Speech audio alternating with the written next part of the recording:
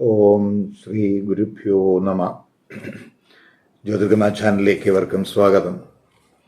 ഇന്ന് ഞാൻ ചർച്ച ചെയ്യുന്നത് 2026 ഏപ്രിൽ 11 മുതൽ ബുധഗ്രഹം മീനം രാശിയിലേക്ക്, അതായത് ബുധൻ്റെ നീചരാശിയിലേക്ക് രാശി മാറുന്നു. അപ്പോൾ ബുധൻ നീചരാശിയിലേക്ക് രാശി മാറുന്നതിൻ്റെ ഗുണദോഷങ്ങൾ എങ്ങനെയായിരിക്കും എന്നുള്ളതിനെ പറ്റിയാണ് ഇവിടെ ചർച്ച ചെയ്യുന്നത്.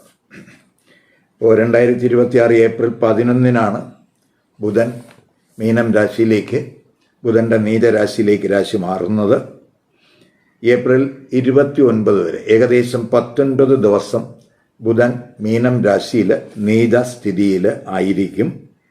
ഇപ്പോൾ മീനം രാശി എന്ന് പറയുന്നത് കാലപുരുഷൻ്റെ 12ാം ഭാവരാശിയാണ്. അപ്പോൾ അവിടെയാണ് ബുധഗ്രഹം നീചരാശിയിലേക്ക് വരുന്നത്. ഇപ്പോൾ ബുധൻ എന്ന് പറയുമ്പോൾ നമുക്ക് പൊതുവെ നമ്മുടെ ബുദ്ധിശക്തിയുടെയും ഓർമ്മശക്തിയുടെയും അതുപോലെ തന്നെ നമ്മുടെ കമ്മ്യൂണിക്കേഷൻ സ്കില്ലിൻ്റെയും ബിസിനസ് സ്കില്ലിൻ്റെയും പഠനശേഷിയുടെയും അതുപോലെ തന്നെ നമ്മുടെ ഡോക്യുമെൻറ്റേഷൻ, അതുപോലെ ഡിസിഷൻ മേക്കിംഗ് സ്കില്ല്, ഇവയുടെയൊക്കെ തന്നെ ഗ്രഹമാണ് ഈ ബുധഗ്രഹം. ആ ബുധഗ്രഹം മീനം രാശിയിൽ നീചസ്ഥിതനായിട്ട് വരികയാണ്, ബലക്കുറവ് വരികയാണ്.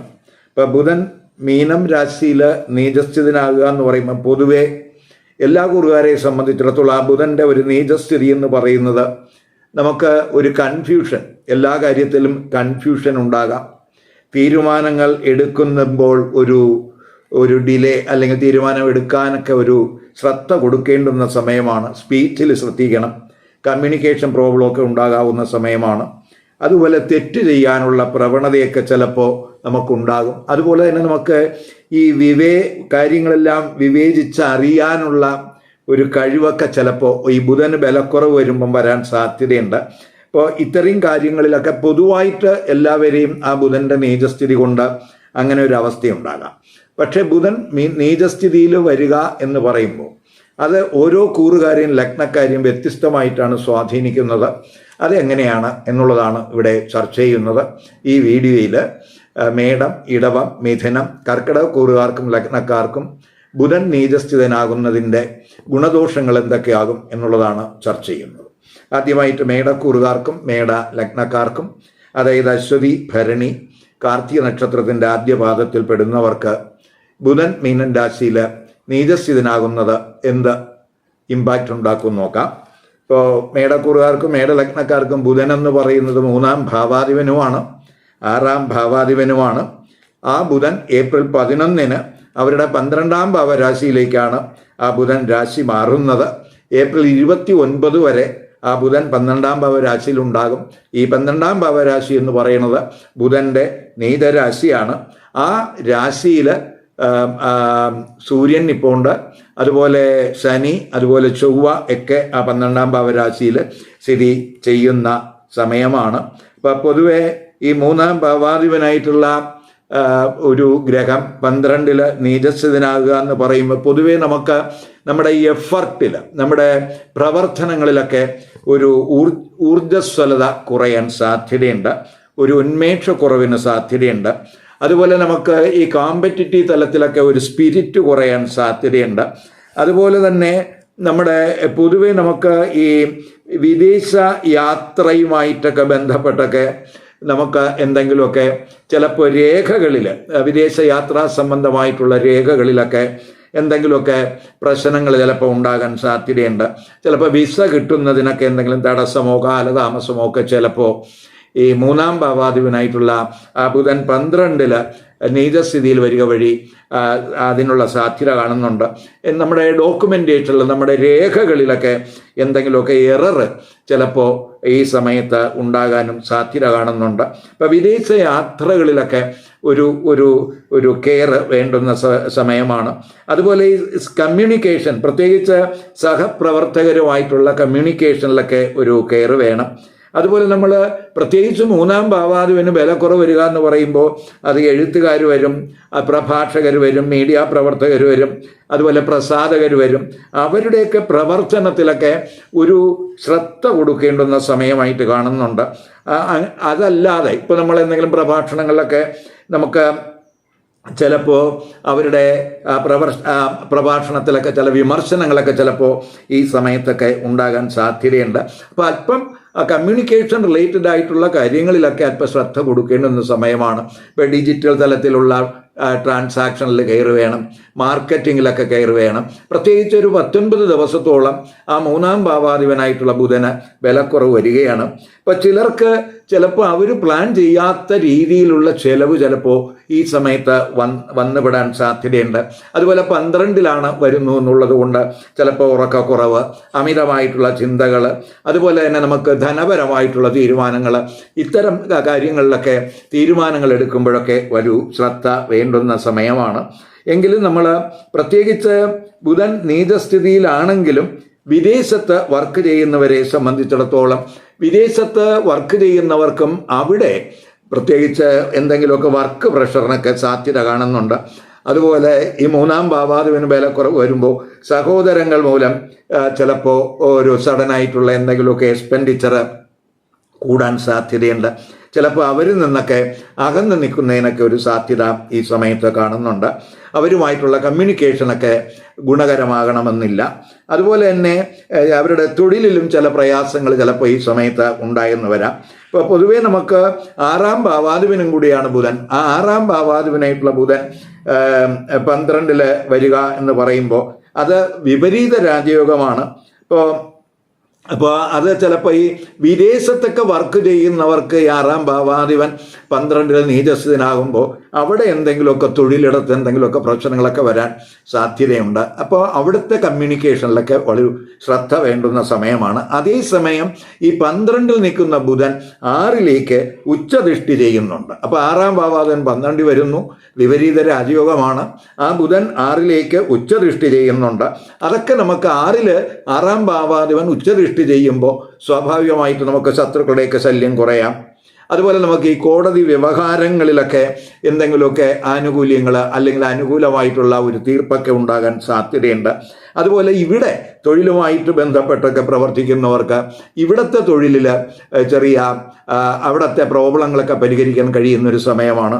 അതുപോലെ തന്നെ നമുക്ക് പ്രത്യേകിച്ച് ഈ ടെസ്റ്റിലോ ഇൻ്റർവ്യൂകളിലൊക്കെ പങ്കെടുക്കുന്നവർക്ക് ഇവിടെ അതിന് അവരുടെ കാര്യശേഷിയൊക്കെ പ്രദർശിപ്പിക്കാൻ കഴിയുന്ന സമയമായിട്ടും കൂടെ കാണുന്നുണ്ട്. അതുപോലെ കടബാധ്യത ഉള്ളവർക്ക് ആ കടബാധ്യത കുറയ്ക്കുന്നതിനുള്ള മാർഗങ്ങളൊക്കെ ചിലപ്പോൾ കണ്ടെത്താനൊക്കെ കഴിയും. അതുപോലെ വായ്പകൾ കിട്ടുന്നതിനുള്ള തടസ്സങ്ങളൊക്കെ ചിലപ്പോൾ മാറിക്കിട്ടും. ഇപ്പോൾ പൊതുവെ ഇവിടുത്തെ തൊഴിലിൽ ചില പ്രയാസങ്ങളോ പ്രശ്നങ്ങളോ നിലവിലുള്ളവർക്ക് അത് പരിഹരിക്കുന്നതിന് 6ാം ഭാവാധിപനായിട്ടുള്ള ആ ബുധൻ 6-ൽ ഉച്ചദൃഷ്ടി ചെയ്യുന്നത് നല്ലതാണ്.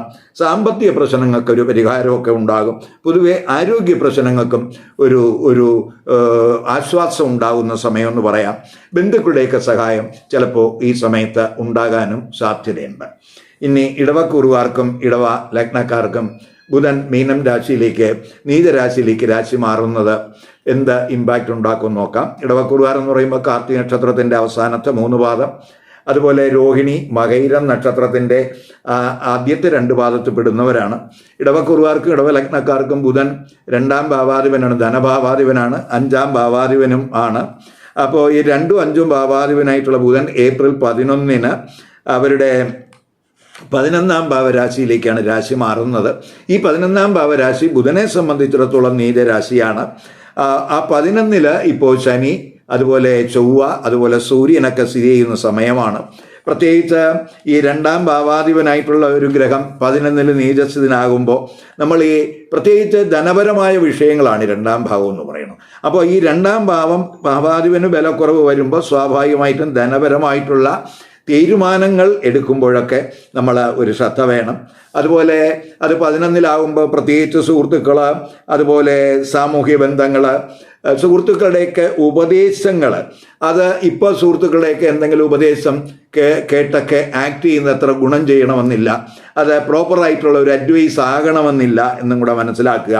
അപ്പോൾ അവയിലൊക്കെ നമ്മൾ കഴിവതും മറ്റുള്ളവരുടെ ഉപദേശങ്ങളെ ആശ്രയിക്കുന്നത് ഈ സമയത്ത് ഒഴിവാക്കുന്നത് നല്ലതാണ്. ഇപ്പോൾ പൊതുവേ നമുക്ക് കഴിവതും കൂട്ടായിട്ടുള്ള തീരുമാനങ്ങൾ എടുക്കുമ്പോൾ ഒരു ശ്രദ്ധ വേണം. പ്രത്യേകിച്ച് 2-ാം ഭാവാധിപൻ 11-ൽ വിലക്കുറവ് വരികയാണ്. അതുപോലെ നമ്മുടെ ആഗ്രഹങ്ങൾ നിവർത്തിക്കുന്നതിൽ ചിലപ്പോൾ എന്തെങ്കിലുമൊക്കെ ഒരു ഡിലേ അല്ലെങ്കിൽ ചെറിയ തടസ്സങ്ങൾ ഒക്കെ ഉണ്ടാകാം. അല്ലെങ്കിൽ ആഗ്രഹങ്ങൾ ഇപ്പോൾ അത് നിർവഹിക്കേണ്ട എന്നൊരു തോന്നലൊക്കെ ചിലപ്പോൾ ഉണ്ടാകാം. അതുപോലെ നമ്മൾ കൂട്ടായിട്ടുള്ള, ഇപ്പോൾ നമ്മൾ സുഹൃത്തുക്കളായിട്ടോ അല്ലെങ്കിൽ മറ്റുള്ളവരുമായിട്ടോ ഒക്കെ ചേർന്ന് കൂട്ടായിട്ടുള്ള ജോയിൻ്റ് ആയിട്ടുള്ള ഫണ്ടിങ്ങിന് അനുകൂലമായിട്ടുള്ളൊരു സമയമായിട്ട് കാണുന്നില്ല. ഇപ്പോൾ സോഷ്യലി നമ്മൾ അതുപോലെ തന്നെ സൗഹൃദ തലങ്ങളിലുമൊക്കെ തന്നെ കമ്മ്യൂണിക്കേഷനിൽ ഒരു കെയർ വേണ്ടുന്ന സമയമാണ് എന്നും കൂടെ മനസ്സിലാക്കുക. അതുപോലെ പ്രത്യേകിച്ച് 2-ാം ഭാവാധിപന് വിലക്കുറവ് വരുമ്പോൾ കുടുംബ സംബന്ധമായ വിഷയങ്ങളിൽ, ധനവിഷയങ്ങളിൽ ഒക്കെ നമ്മൾ ശ്രദ്ധ കൊടുക്കേണ്ടുന്ന സമയമാണ്. ധനഭാവാധിപനും കൂടിയാണ് ആ ബുധൻ. ആ ധനഭാവാധിപന് വിലക്കുറവ് വരുന്നു എന്നുള്ളതാണ് നമ്മൾ മനസ്സിലാക്കേണ്ടത്. അപ്പോൾ അതുപോലെ തന്നെ എങ്കിലും ഈ ധനഭാവാധിപന് വിലക്കുറവ് വരുന്നുവെങ്കിലും അത് 11-ലാണ് വരുന്നത്. ആ 11-ാം ഭാവാധിപൻ ധനസ്ഥാനത്ത് നിൽക്കുന്നു. ആ ബുധനും ഗുരുവും ഒക്കെ തന്നെ രാശി പരിവർത്തനം ചെയ്ത് നിൽക്കുന്ന സമയമായതുകൊണ്ട് സാമ്പത്തികമായിട്ട് നമുക്ക് ഗുണാനുഭവങ്ങളും കാര്യങ്ങളൊക്കെ ഉണ്ടാകും. പക്ഷേ നമുക്ക് തീരുമാനങ്ങൾ എടുക്കുമ്പോൾ മാത്രം അത് ധനം ഡീൽ ചെയ്യുന്ന കാര്യങ്ങളിലൊക്കെ ഒരു കെയർ കൊടുത്ത് പോകുന്നത് നല്ലതാണ്. ധനാഗമനമൊക്കെ ഉണ്ടാകുന്ന സമയമാണ്. ചിലർക്ക് അവർ പ്രതീക്ഷിക്കാത്ത സോഴ്സിൽ നിന്നൊക്കെ തന്നെ ധനം പൊടുന്നനെ കൈവശം വന്നു ചേരുന്നതിനൊക്കെ സാധ്യതയുണ്ട്. എങ്കിലും 11-ാം ഭാവാധിപനായിട്ടുള്ള ഗുരു 2 നിൽക്കുന്നത് പൊതുവെ ധനസ്ഥിതി ഇംപ്രൂവ് ചെയ്യുന്നതിന് സഹായകമാകും എന്ന് തന്നെ പറയാം. മാത്രമല്ല ഗുരു ധനകാരകനും കൂടെയാണ്. ഇപ്പോൾ സമ്പാദ്യപരമായിട്ടുള്ള കാര്യങ്ങളിലൊക്കെ തന്നെ ഒരു വർധനയൊക്കെ പ്രതീക്ഷിക്കാവുന്ന സമയം കൂടെയാണ്. 2-ാം ഭാവാധിപൻ ഭാവത്തിൻ്റെ 10-ലാണ് നീചസ്ഥിതനാകുന്നു എന്നുള്ളത് കൊണ്ട് നമ്മൾ ബിസിനസ് പരമായിട്ടുള്ള ആ മാനേജ്മെൻറ്റിലൊക്കെ ഒരു കെയർ കൊടുത്തു പോകേണ്ടുന്ന സമയമാണ്. അതുപോലെ കുടുംബാംഗങ്ങളുമായിട്ടുള്ള കമ്മ്യൂണിക്കേഷനിലൊക്കെ ഒരു ശ്രദ്ധ കൊടുക്കണം. 2-ാം ഭാവാധിപൻ വിലക്കുറവ് വരുന്നു. അതുപോലെ ബുധൻ 5-ാം ഭാവാധിപനും കൂടിയാണ്. ഈ 5-ാം ഭാവാധിപൻ 11-ൽ നീചസ്ഥിതനാണ് എങ്കിലും ഈ 5-ലേക്ക് ബുധൻ്റെ ഉച്ചദൃഷ്ടിയുള്ള സമയമാണ്. അപ്പോൾ പൊതുവേ നമുക്ക് ക്രിയേറ്റീവ് തലത്തിലൊക്കെ തിളങ്ങുന്നതിനും അതുപോലെ നമുക്ക് ഈ ഡിവൈൻ സംബന്ധമായിട്ടുള്ള ഡിവൈനിറ്റിയിൽ അല്ലെങ്കിൽ ഈ ഉപാസനാദി കാര്യങ്ങളിലൊക്കെ ഫോക്കസ് കൂടുന്നതിനൊക്കെ സാധ്യതയുണ്ട്. മന്ത്രസിദ്ധിക്കൊക്കെ ശ്രമിക്കുന്നവർക്കൊക്കെ അനുകൂല സമയമായിട്ടൊക്കെ കാണുന്നുണ്ട്. അതുപോലെ സന്താന ലബ്ധിക്കായിട്ട് കാത്തിരിക്കുന്നവർക്കൊക്കെ തന്നെ ആ 5-ാം ഭാവാധിപൻ 5-ൽ ഉച്ചദൃഷ്ടി ചെയ്യുന്നത് കൊണ്ട് തീർച്ചയായിട്ടും അതിനനുകൂലമായിട്ടുള്ളൊരു സമയമായിട്ട് കാണുന്നുണ്ട്. ഇപ്പോൾ പ്രത്യേകിച്ച് 5-ാം ഭാവസംബന്ധമായ കാര്യങ്ങൾക്ക് ഭാവാധിപന് ബലക്കുറവുണ്ടെങ്കിലും ആ ഭാവാധിപൻ 5-ലേക്ക് ഉച്ചദൃഷ്ടി ചെയ്യുന്നത് ഗുണമുണ്ടാക്കും. സന്താനങ്ങളെ കൊണ്ട് ഗുണമുണ്ടാകും. വിദ്യാർത്ഥികൾക്കൊക്കെ അവർക്ക് ആരംഭത്തിലൊക്കെ ചെറിയ ആലസ്യമൊക്കെ ഉണ്ടാകുമെങ്കിലും തീർച്ചയായിട്ടും അതൊക്കെ മാറി ആ പഠനത്തിലൊക്കെ കൂടുതൽ ഫോക്കസ് ഉണ്ടാകും. ഇൻ്റലക്ച്വൽ തലത്തിലൊക്കെ തിളങ്ങാൻ കഴിയുന്ന സമയമാണ്. അതുപോലെ ഏതെങ്കിലും പുതിയ ഏതെങ്കിലും കോഴ്സിലൊക്കെ അഡ്മിഷനൊക്കെ ആഗ്രഹിക്കുന്നവർക്ക് ഈ അഡ്മിഷനൊക്കെ കിട്ടുന്നതിനുള്ള തടസ്സങ്ങളൊക്കെ മാറിക്കിട്ടും. പൊതുവെ ബുദ്ധിശക്തിയും മെമ്മറി പവറൊക്കെ കൂടാവുന്ന സമയമാണ്. പ്രത്യേകിച്ച് വിദ്യാർത്ഥികൾക്കും അതുപോലെ ക്രിയേറ്റീവ് തലത്തിൽ വർക്ക് ചെയ്യുന്നവർക്കൊക്കെ ആ ബുധൻ്റെ 5-ാം ഭാവരാശാധിപനായിട്ടുള്ള ബുധൻ 5-ൽ ഉച്ചദൃഷ്ടി ചെയ്യുന്നത് ഗുണം ചെയ്യും എന്ന് തന്നെ പറയാം. അതുപോലെ ഈ സ്കോളർഷിപ്പിനൊക്കെ അപേക്ഷിച്ചിട്ടുള്ളവർക്ക് അത് കിട്ടുന്നതിനുള്ള സാധ്യതയൊക്കെ കാണുന്നുണ്ട്. അതുപോലെ സ്പെക്കുലേറ്റീവ് ബിസിനസ് വഴിയൊക്കെ സാമ്പത്തിക നേട്ടം പ്രതീക്ഷിക്കാം. പ്രത്യേകിച്ച് 5-ാം ഭാവാധിപൻ 5-ൽ ഉച്ചദൃഷ്ടി ചെയ്യുന്നു. അതുപോലെ ഓഹരി വിപണി അതുമായിട്ടൊക്കെ ബന്ധപ്പെട്ട് പ്രവർത്തിക്കുന്നവർക്ക് നേട്ടങ്ങളുണ്ടാകും. 5-ാം ഭാവാധിപൻ ഭാവത്തിൻ്റെ 7-ലാണ് നീചസ്ഥിതിയിലാകുന്നത് കൊണ്ട് ഇപ്പോൾ ഈ സന്താനങ്ങളുടെ വിവാഹ ആലോചനകളിൽ എന്തെങ്കിലുമൊക്കെ തടസ്സത്തിനോ അല്ലെങ്കിൽ അവരുടെ ദാമ്പത്യ ബന്ധത്തിൽ എന്തെങ്കിലുമൊക്കെ അഭിപ്രായ വ്യത്യാസങ്ങളോ തർക്കങ്ങളോ ഒക്കെ ഉണ്ടാകുന്നതിനും ഈ 5-ാം ഭാവാധിപൻ ഭാവത്തിൻ്റെ 7-ൽ നീചസ്ഥിതിയിൽ വരിക വഴി സാധ്യത കാണുന്നുണ്ട്. ഇനി മിഥുനക്കൂറുകാർക്കും മിഥുന ലഗ്നക്കാർക്കും ഈ ബുധൻ മീനം രാശിയിലേക്ക് നീചരാശിയിലേക്ക് രാശി മാറുന്നത് എന്ത് ഇമ്പാക്റ്റ് ഉണ്ടാക്കും നോക്കാം. മിഥുനക്കൂറുകാരെന്ന് പറയുമ്പോൾ മകയിരം നക്ഷത്രത്തിൻ്റെ അവസാനത്തെ 2 പാദം, തിരുവാതിര, അതുപോലെ പുണർന്ന നക്ഷത്രത്തിൻ്റെ ആദ്യത്തെ 3 പാദത്തിൽ പെടുന്നവരാണ്. ഇപ്പം മിഥുനക്കൂറുകാർക്കും മിഥുന ലഗ്നക്കാർക്കും ഈ ബുധനെന്ന് പറയുന്നത് ജന്മലഗ്ന രാശ്യാധിപനാണ്. അതുപോലെ സുഖസ്ഥാനാധിപനാണ്. 4-ാം ഭാവാധിപനും കൂടിയാണ് ആ ബുധൻ. അപ്പോൾ 1ഉം 4ഉം ഭാവാധിപനായിട്ടുള്ള ബുധൻ ഏപ്രിൽ 11-ന് 10ാം ഭാവരാശിയിൽ കർമ്മസ്ഥാനത്തേക്കാണ് രാശി മാറുന്നത്. അപ്പോൾ ഈ കർമ്മസ്ഥാനം എന്ന് പറയുന്നത് ബുധനെ സംബന്ധിച്ചിടത്തോളം നീചരാശിയാണ്. ഏപ്രിൽ 29 വരെ ആ ബുധൻ ആ നീചരാശിയിൽ ഉണ്ടാകും. ഏകദേശം 19 ദിവസത്തോളം ആ ബുധന് ബലക്കുറവ് ഉണ്ടാകുന്ന സമയമാണ്. അപ്പോൾ ഈ നമുക്ക് പ്രത്യേകിച്ച് ഈ 10ാം ഭാവ രാശ്യാധിപൻ എന്ന് പറയുന്നത് ഗുരുവാണ്. ആ ഗുരു ജന്മരാശി നിൽക്കുന്നു. ജന്മരാശ്യാധിപൻ 10ാം ഭാവത്തിൽ രാശി പരിവർത്തനം ചെയ്ത് നിൽക്കുന്നു എന്ന ഒരു നേട്ടവും കൂടെ നമുക്ക് ഉണ്ട്. പക്ഷേ എങ്കിലും ബുധന് ബലക്കുറവുണ്ട് എന്ന് മനസ്സിലാക്കുക.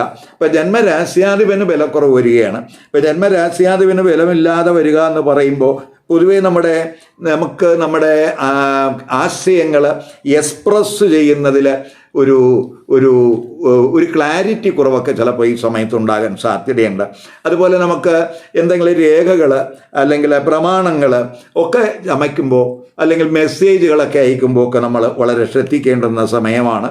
പൊതുവെ പ്രത്യേകിച്ച് ലഗ്നാധിപനൊരു ബലക്കുറവ് വരുമ്പോൾ ആരോഗ്യകാര്യത്തിലുമൊക്കെ നമ്മൾ ശ്രദ്ധിക്കണം. അപ്പോൾ എങ്കിലും നമ്മൾ 10ലാണ് നീചസ്ഥി വരുന്നു എന്നുള്ളത് കൊണ്ട് തൊഴിലിടത്ത് പ്രത്യേകിച്ച് ഒരു കൺഫ്യൂഷൻ, തീരുമാനങ്ങൾ എടുക്കാനുള്ള ഒരു മടി, അല്ലെങ്കിൽ തീരുമാനങ്ങൾ എടുക്കുന്നതിൽ ഒരു കാലതാമസമൊക്കെ ചിലപ്പോൾ തൊഴിലിടത്തുണ്ടാകാൻ സാധ്യതയുണ്ട്. അപ്പോൾ തൊഴിലിടത്തൊരു സുഖക്കുറവ്, അപ്പോൾ അതുപോലെ തൊഴിലിടത്ത് എന്തെങ്കിലുമൊക്കെ ചലഞ്ചസ്, അത് കമ്മ്യൂണിക്കേഷൻ മുഖാന്തരം എന്തെങ്കിലുമൊക്കെ ചലഞ്ചസ് ചിലപ്പോൾ പൊടുന്നതിനെ തൊഴിലിടത്ത് ഉണ്ടാകുന്നതിനൊക്കെ സാധ്യതയുണ്ട്. അതുപോലെ കൂടെ വർക്ക് ചെയ്യുന്നവരുമായിട്ടുള്ള കമ്മ്യൂണിക്കേഷനൊക്കെ നമ്മൾ വളരെ ശ്രദ്ധിക്കണം.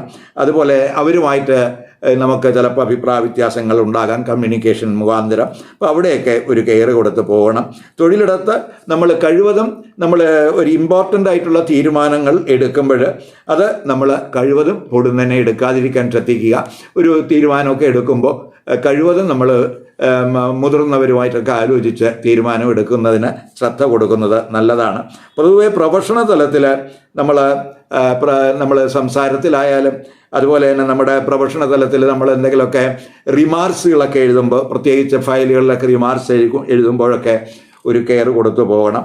അതുപോലെ തന്നെ നമുക്ക് ഇപ്പോൾ നമ്മൾ ഒരു തൊഴിലിടത്തു നിന്ന് ഒരു മെസ്സേജ് അയക്കുകയാണ്, ആ മെസ്സേജിൽ എന്തെങ്കിലുമൊക്കെ എറർ വരാനൊക്കെ സാധ്യതയുണ്ട്, അവിടെ ശ്രദ്ധിക്കണം. അതൊക്കെ നമ്മുടെ റെപ്യൂട്ടേഷനെ ബാധിക്കാൻ സാധ്യതയുണ്ട് എന്നും കൂടെ മനസ്സിലാക്കുക. അതുപോലെ തന്നെ നമുക്ക് ഈ വർക്കിലൊക്കെ കഴിവതും കോൺസെൻട്രേഷൻ, ഈ ഒരു 2 ആഴ്ച 19 ദിവസത്തോളം നമ്മൾ കമ്മ്യൂണിക്കേഷൻ റിലേറ്റഡ് ആയിട്ടുള്ള വർക്ക് ചെയ്യുന്നവർ വളരെ ശ്രദ്ധിക്കേണ്ടുന്ന സമയമാണ്. തൊഴിലുമായിട്ട് ബന്ധപ്പെട്ടുള്ള രേഖകളിൽ എന്തെങ്കിലുമൊക്കെ തെറ്റ്, എന്തെങ്കിലും എററൊക്കെ കടന്നു വരാനൊക്കെ സാധ്യതയുണ്ട്. അപ്പോൾ അവിടെ ഒരു ജാഗ്രത ഈ കുറുകാരുടെ ഭാഗത്ത് വേണം. അതുപോലെ കൂടെ വർക്ക് ചെയ്യുന്നവരുടെ ചതി അല്ലെങ്കിൽ അവരുടെ കബളിപ്പിക്കൽ, ഇതിലൊക്കെ ചിലപ്പോൾ വീഴാതിരിക്കാനൊക്കെ നമ്മളൊരു ശ്രദ്ധ കൊടുത്തു പോകണം. അതേസമയം ബുധൻ 4ാം ഭാവാധിപനും കൂടിയാണ്. ഈ 4ാം ഭാവാധിപൻ 10 നീചസ്ഥിതനായിട്ട് വരിക എന്ന് പറയുമ്പോൾ പൊതുവേ നമുക്ക് 4ാം ഭാവാധിപൻ വർക്കിൽ ഈ 10 നീചസ്ഥിതനാകുമ്പോൾ പൊതുവേ നമുക്ക് വർക്ക് പ്ലേസിൽ ഒരു സമാധാനക്കുറവ് ഉണ്ടാകാം. അതുപോലെ നമുക്ക് ഈ മിസ്കമ്മ്യൂണിക്കേഷൻ കൊണ്ട് എന്തെങ്കിലുമൊക്കെ പ്രശ്നങ്ങൾ ചിലപ്പോൾ തൊഴിലിടത്തുണ്ടാകാൻ സാധ്യതയുണ്ട്. അപ്പോൾ അവിടെ നമ്മൾ ശ്രദ്ധിക്കേണ്ടുന്ന സമയമാണ്. അതേസമയം നമ്മൾ 4ാം ഭാവാധിപൻ 10 നിൽക്കുക. അപ്പോൾ നമ്മൾ ഈ വർക്ക് ഫ്രം ഹോം ബേസിസിലൊക്കെ വർക്ക് ചെയ്യുന്നവർക്ക് പൊതുവെ നമുക്ക് പ്രശ്നങ്ങൾ കുറയാൻ സാധ്യതയുണ്ട്. കാരണം ആ 10 നിൽക്കുന്ന ബുധൻ പ്രത്യേകിച്ച് 4ാം ഭാവാധിപൻ 4ൽ ഉച്ചദൃഷ്ടി ചെയ്യുന്നുണ്ട്. അപ്പോൾ നമുക്ക് ഈ work from home Basil work ചെയ്യുന്നവർക്ക് പൊതുവെ ഒരു മനസ്സമാധാനമൊക്കെ ഉണ്ടാകാവുന്ന സമയമാണ്. ബുധൻ 4ലെ ഉച്ചദൃഷ്ടിയൊക്കെ ചെയ്യുമ്പോൾ പൊതുവെ ഈ കുടുംബ അന്തരീക്ഷം ക്രമേണ കുടുംബത്തിൽ എന്തെങ്കിലുമൊക്കെ പ്രശ്നങ്ങളൊക്കെ ഉണ്ടെങ്കിൽ ക്രമേണ പ്രശ്നങ്ങളൊക്കെ മാറുന്നതിന് ആ 4ാം ഭാവാധിപൻ 4ൽ ഉച്ചദൃഷ്ടി ചെയ്യുന്നത് അത് കുടുംബത്തിൽ സന്തോഷാനുഭവങ്ങൾ ഉണ്ടാക്കും. ഇപ്പോൾ വീട്, വാഹനം, അതുപോലെ വസ്തു ഒക്കെ വാങ്ങാൻ ആഗ്രഹിക്കുന്നവർക്ക് എന്തെങ്കിലുമൊക്കെ തടസ്സങ്ങളോ ബുദ്ധിമുട്ടുകളോ ഒക്കെ വന്നിട്ടുണ്ടെങ്കിൽ അവയൊക്കെ നമുക്ക് മാറുന്നതിന് ഈ 4ാം ഭാവാധിപൻ 4ൽ ഉച്ചദൃഷ്ടി ചെയ്യുന്നത് ഗുണം ചെയ്യും. 4ാം ഭാവാധിപൻ്റെ ആ 4ലെ ഉച്ചദൃഷ്ടി പൊതുവെ കുടുംബ സംബന്ധമായ കാര്യങ്ങൾക്ക് ഗുണാനുഭവം ഉണ്ടാവും. എങ്കിലും 4ൽ ശനിയും ചൊവ്വയൊക്കെ ദൃഷ്ടി ചെയ്യുന്നുണ്ട്. എങ്കിൽ നമ്മൾ കമ്മ്യൂണിക്കേഷൻ കുടുംബതലത്തിലൊക്കെ മെച്ചപ്പെടുത്താമെങ്കിൽ ആ കുടുംബത്തിലെ കുടുംബ സമാധാനത്തിനൊക്കെ അത് വഴിതെളിക്കുമെന്ന് മനസ്സിലാക്കുക. 4ാം ഭാവാധിപൻ ആ ഭാവത്തിൻ്റെ 7ലാണ് എന്നുള്ളത് കൊണ്ട് പൊതുവെ നമ്മൾ മാതാവിൻ്റെ പ്രവർത്തനങ്ങളുമായിട്ടൊക്കെ ബന്ധപ്പെട്ടൊക്കെ എന്തെങ്കിലുമൊക്കെ വിവാദങ്ങൾ ചിലപ്പോൾ ഉണ്ടായിരുന്നു വരാം. മാതാവിന് എന്തെങ്കിലുമൊക്കെ ബുദ്ധിമുട്ട് ഉണ്ടാക്കാവുന്ന സമയം കൂടെയാണ്. പ്രത്യേകിച്ച് 4-ാം ഭാവാധിപന് വിലക്കുറവ് വരുന്നു. അതുപോലെ വിദ്യാഭ്യാസ സ്ഥാപനങ്ങൾ, അതുപോലെ ഈ പബ്ലിക് ട്രസ്റ്റ്, ഇവയുമായിട്ടൊക്കെ ബന്ധപ്പെട്ട് പ്രവർത്തിക്കുന്നവർക്ക് എന്തെങ്കിലുമൊക്കെ അപവാദങ്ങൾ അല്ലെങ്കിൽ അപകീർത്തി ഉണ്ടാക്കുന്ന എന്തെങ്കിലുമൊക്കെ സംഭവവാസങ്ങൾ ഉണ്ടാകാം. അതുകൊണ്ട് അത്തരം മേഖലകളിലൊക്കെ വർക്ക് ചെയ്യുന്നവർ പ്രത്യേകിച്ച് കമ്മ്യൂണിക്കേഷൻ തലത്തിൽ വളരെ ശ്രദ്ധിച്ച് പോകേണ്ടുന്ന സമയമാണ് ഏകദേശം ഏപ്രിൽ 29 വരെ. ഇനി കർക്കിടകക്കുറുകാർക്കും കർക്കിടക ലഗ്നക്കാർക്കും ബുധൻ മീനൻ രാശിയിലേക്ക് രാശി മാറുന്നത് എന്ത് ഇമ്പാക്റ്റ് ഉണ്ടാക്കും നോക്കാം. കർക്കിടകക്കുറുകാർ എന്ന് പറയുമ്പം പുണർതം നക്ഷത്രത്തിൻ്റെ അവസാന പാദം, പൂയം, അതുപോലെ ആയില്യം നക്ഷത്രക്കാരാണ്. അപ്പോൾ കർക്കിടകക്കുറുകാർക്കും കർക്കിടക ലഗ്നക്കാർക്കും ബുധൻ എന്ന് പറയുന്നത് 3-ാം ഭാവാധിപനുമാണ്. അതുപോലെ ബുധൻ 12-ാം ഭാവാധിപനുമാണ്. അപ്പോൾ ഈ 3ഉം 12ഉം ഭാവാധിപനായിട്ടുള്ള ബുധൻ ഏപ്രിൽ 11-ന് അവരുടെ 9-ാം ഭാവരാശിയിലേക്ക് ഭാഗ്യരാശിയിലേക്കാണ് രാശി മാറുന്നത്. പക്ഷേ 9-ാം ഭാവം ബുധനെ സംബന്ധിച്ചിടത്തോളം നീചരാശിയാണ്. ഏപ്രിൽ 29 വരെ ആ ബുധൻ നീചരാശിയിൽ ഉണ്ടാകും. 9-ല് ഇപ്പോൾ ശനിയുണ്ട്, അതുപോലെ ചൊവ്വ സ്ഥിതി ചെയ്യുന്നുണ്ട്, അതുപോലെ സൂര്യനും സ്ഥിതി ചെയ്യുന്ന സമയമാണ്. അപ്പോൾ ഈ 12-ാം ഭാവാധിപൻ ആണ് 9-ല് നീചസ്ഥിതനായിട്ട് വരുന്നു എന്ന് പറയുമ്പോൾ സ്വാഭാവികമായിട്ടും നമ്മൾ ആത്മീയ കാര്യങ്ങളിൽ ഈ ഒരു ശ്രദ്ധ കുറയുന്നതിന് സാധ്യതയുണ്ട്. അതുപോലെ നമ്മുടെ വിശ്വാസ പ്രമാണങ്ങളിൽ നമ്മൾ വിശ്വസിച്ചു പോരുന്ന പല കാര്യങ്ങളിലും ചില സംശയങ്ങൾ ചിലപ്പോൾ നമുക്ക് ഉടലെടുക്കാം. മാത്രമല്ല ഗുരുക്കന്മാർ, മുതിർന്നവർ, മെൻറ്റേഴ്സ്, സീനിയർ അധ്യാപകർ, അവരുമായിട്ടൊക്കെ ഉള്ള കമ്മ്യൂണിക്കേഷനിലൊക്കെ ഒരു ശ്രദ്ധ കൊടുക്കേണ്ടുന്ന സമയമാണ്. അപ്പോൾ അങ്ങനെ അവരുമായിട്ടൊക്കെ നല്ലൊരു ബന്ധമുണ്ടായാൽ മാത്രമേ അവരുടെ നമുക്ക് അഡ്വൈസ് അല്ലെങ്കിൽ ഗൈഡൻസ് ഒക്കെ നമുക്ക് ഈ സമയത്ത് കിട്ടാൻ സാധ്യതയുള്ളൂ. അല്ല എങ്കിൽ കമ്മ്യൂണിക്കേഷനൊക്കെ മോശമാകുമ്പോൾ സ്വാഭാവികമായിട്ടും അവരുടെയൊക്കെ ഒരു ഗൈഡൻസ് കിട്ടുന്നതിനൊക്കെ താമസം ചിലപ്പോൾ ഈ 12-ാം ഭാവാധിപൻ 9-ല് നീചസ്ഥിതിയിൽ വരിക വഴി ഉണ്ടാകും. മാത്രമല്ല ഈ ഹയർ എഡ്യൂക്കേഷനിലൊക്കെ പ്രത്യേകിച്ച് ഉന്നത പഠനമൊക്കെ നടത്തുന്നവരെ സംബന്ധിച്ചിടത്തോളം അവിടെയും അല്പം ഒരു ഫോക്കസ് കുറയുന്നതിന് സാധ്യതയുണ്ട്. അതുപോലെ വിദേശത്തൊക്കെ ഹയർ എഡ്യൂക്കേഷൻ ആഗ്രഹിക്കുന്നവർക്ക് എന്തെങ്കിലുമൊക്കെ തടസ്സങ്ങൾ ചിലപ്പോൾ ഈ സമയത്ത് ഉണ്ടായെന്ന് വരാം, അല്ലെങ്കിൽ എന്തെങ്കിലും കാലതാമസം ഉണ്ടാകാം, അല്ലെങ്കിൽ വിദേശത്തേക്കുള്ള യാത്രകൾക്ക് എന്തെങ്കിലുമൊക്കെ പ്രശ്നങ്ങൾ ചിലപ്പോൾ ഈ സമയത്ത് ഈ 12-ാം ഭാവാധിപനായിട്ടുള്ള ബുധൻ ഭാഗ്യസ്ഥാനത്ത് 9-ല് നീചസ്ഥിതിയിൽ വരിക വഴി ഉണ്ടാകാൻ സാധ്യതയുണ്ട്. വിദേശ യാത്രകൾക്ക് ഇപ്പോൾ നമുക്ക് വിസയൊക്കെ കിട്ടുന്നതിലൊക്കെ എന്തെങ്കിലുമൊക്കെ ഡിലേ ചിലപ്പോൾ ആ ഡിലേ ഈ സമയത്തുണ്ടായെന്ന് വരാം. അല്ലെങ്കിൽ ഈ നമുക്ക് ഈ വിസ രേഖയിൽ എന്തെങ്കിലുമൊക്കെ എറർ കടന്നുകൂടാനൊക്കെ സാധ്യതയുള്ള സമയമാണ്. അപ്പോൾ അവയിലൊക്കെ നമ്മൾ ശ്രദ്ധിക്കണം. അപ്പോൾ രേഖകളൊക്കെ പൂർണ്ണമായിട്ട് നമുക്ക് കിട്ടിക്കഴിഞ്ഞാൽ അത് വായിച്ച് മനസ്സിലാക്കണം. എറർ ഉണ്ടെങ്കിൽ അത് കറക്റ്റ് ചെയ്യാനുള്ള ശ്രമമൊക്കെ ഉണ്ടാകണം. പ്രത്യേകിച്ച് ഈ 12-ാം ഭാവം എന്ന് പറയുന്നത് നഷ്ടഭാവവും കൂടിയാണ്, ചെലവിൻ്റെ ഭാവമാണ്. അപ്പോൾ നമുക്ക് പൊതുവെ ആത്മജ്ഞാനത്തിൻ്റെയൊക്കെ ഭാവമാണ്. അപ്പോൾ ഈ 12-ാം ഭാവാധിപൻ 9-ൽ ബലക്കുറവ് വരുമ്പോൾ പൊതുവെ നമുക്ക് എന്തെങ്കിലുമൊക്കെ നഷ്ടാനുഭവങ്ങൾ ഒക്കെ ഉണ്ടാകാം. അപ്പോൾ ഈ 12-ാം ഭാവാധിപന് വിലക്കുറവ് വരുമ്പോൾ നമുക്ക് ചെലവ് കുറയ്ക്കുന്നതിനൊക്കെ അത് അനുകൂല സ്ഥിതി കാണിക്കുന്നുണ്ട്. അതേസമയം ആത്മജ്ഞാനമൊക്കെ കുറയുന്നതിന് സാധ്യതയുണ്ട്. അപ്പോൾ അവിടെയൊക്കെ അതുപോലെ തന്നെ ശത്രുക്കളുടെയോ ഗൂഢപ്രവർത്തനങ്ങളൊക്കെ ചിലപ്പോൾ അവരുടെ എന്തെങ്കിലും കെണിയിലൊക്കെ വീഴാനൊക്കെ സാധ്യതയുണ്ട്. അപ്പോൾ അവിടെയൊക്കെ നമ്മൾ ഒരു കെയർ കൊടുത്ത് പോവുക. പ്രത്യേകിച്ച് 12-ാം ഭാവാധിപൻ 9-ല് നീചസ്ഥിതനായിട്ട് വരികയാണ്. ഭാഗ്യസ്ഥാനത്താണ് ബലക്കുറവ് വരുന്നത്. അതുപോലെ ഈ 3-ാം ഭാവാധിപനും കൂടെ ആണ് ആ ബുധൻ. അപ്പം ഈ 3-ാം ഭാവാധിപൻ 9-ല് നീചസ്ഥിതിയിൽ വരിക എന്ന് പറയുമ്പോൾ പ്രത്യേകിച്ച് സ്പിരിച്വൽ കമ്മ്യൂണിക്കേഷനിലൊക്കെ ശ്രദ്ധിക്കണം. നമ്മൾ സ്പിരിച്വൽ ടെസ്റ്റുകളൊക്കെ ഇൻ്റർപ്രറ്റ് ചെയ്യുന്നവർ അതിലെന്തെങ്കിലുമൊക്കെ എറർ കടന്നുകൂടാനൊക്കെ സാധ്യതയുണ്ട്. പ്രത്യേകിച്ച് ഇപ്പോൾ നമ്മൾ ഈ സ്പിരിച്വൽ പ്രഭാഷണങ്ങളൊക്കെ നടത്തുന്നവരൊക്കെ അല്പം കെയർ കൊടുത്തു പോകേണ്ടുന്ന സമയമാണ് ഈ 3-ാം ഭാവാധിപൻ ഭാഗ്യസ്ഥാനത്ത് ബലക്കുറവിൽ വരുമ്പോൾ. അതുപോലെ തന്നെ നമുക്ക് ഈ 3-ാം ഭാവാധിപൻ 9-ല് ബലക്കുറവാണെങ്കിലും ആ 9-ൽ നിന്നിട്ട് ആ ബുധൻ 3-ാം ഭാവരാശിയിലേക്ക് ഉച്ചദൃഷ്ടി ചെയ്യുന്നുണ്ട്. അപ്പോൾ അതൊക്കെ നമുക്ക് ഇപ്പോൾ ഈ മാർക്കറ്റിംഗ് റിലേറ്റഡ് ആയിട്ടുള്ള കാര്യങ്ങൾ, അതുപോലെ എഴുത്തുകാർ, പ്രഭാഷകർ, മോട്ടിവേഷൻ സ്പീക്കേഴ്സ്, അവർക്കൊക്കെ ശ്രദ്ധിക്കാമെങ്കിൽ അവർക്ക് ആ മേഖലയിൽ ശോഭിക്കാൻ കഴിയുന്ന സമയവും കൂടിയാണ്. പ്രത്യേകിച്ച് 3-ാം ഭാവാധിപൻ ഉച്ചദൃഷ്ടി ചെയ്യുന്ന സമയം കൂടെ ആണ് എന്നും കൂടെ മനസ്സിലാക്കുക. എന്ന് പറയുമ്പോൾ പ്രഭാഷകർക്കും മോട്ടിവേഷൻ സ്പീക്കേഴ്സിനും ഒക്കെ തന്നെ ഒരു അവരുടെ ശ്രോതാക്കളെയൊക്കെ ഇംപ്രസ് ചെയ്ത് സംസാരിക്കാനൊക്കെ കഴിയുന്ന ഒരു സമയം എന്ന് പറയാം. അതുപോലെ നമുക്ക് ഈ കോമ്പറ്റീഷനിലൊക്കെ ഈ കഴിവ് തെളിയിക്കാനൊക്കെ കഴിയുന്ന സമയം കൂടിയാണ്. പ്രത്യേകിച്ച് 3-ാം ഭാവാധിപന് ആ 3-ല് ഉച്ചദൃഷ്ടി വരുന്നുണ്ട്. അതുപോലെ ഈ ഓൺലൈൻ മാർക്കറ്റിങ്ങിലൊക്കെ ബന്ധപ്പെട്ടൊക്കെ പ്രവർത്തിക്കുന്നവർക്ക് ഗുണാനുഭവമൊക്കെ ഉണ്ടാകാൻ സാധ്യതയുണ്ട്. അതുപോലെ ചിലപ്പോൾ ഹ്രസ്വയാത്രകൾ, ആ യാത്രകൾ കൊണ്ടൊക്കെ എന്തെങ്കിലും ഗുണാനുഭവം ഉണ്ടാകാം. ഇപ്പം 3-ാം ഭാവാധിപൻ ഭാവത്തിൻ്റെ 7-ലാണ് എന്നുള്ളത് കൊണ്ട് സ്വാഭാവികമായിട്ടും സഹോദരങ്ങളുടെ അല്ലെങ്കിൽ അവരുടെ സഹോദരങ്ങളോടോ അല്ലെങ്കിൽ അവരുടെ ജീവിത പങ്കാളിയോടോ ഒക്കെ ഉള്ള കമ്മ്യൂണിക്കേഷനിൽ നമ്മളൊരു കെയർ കൊടുക്കണം.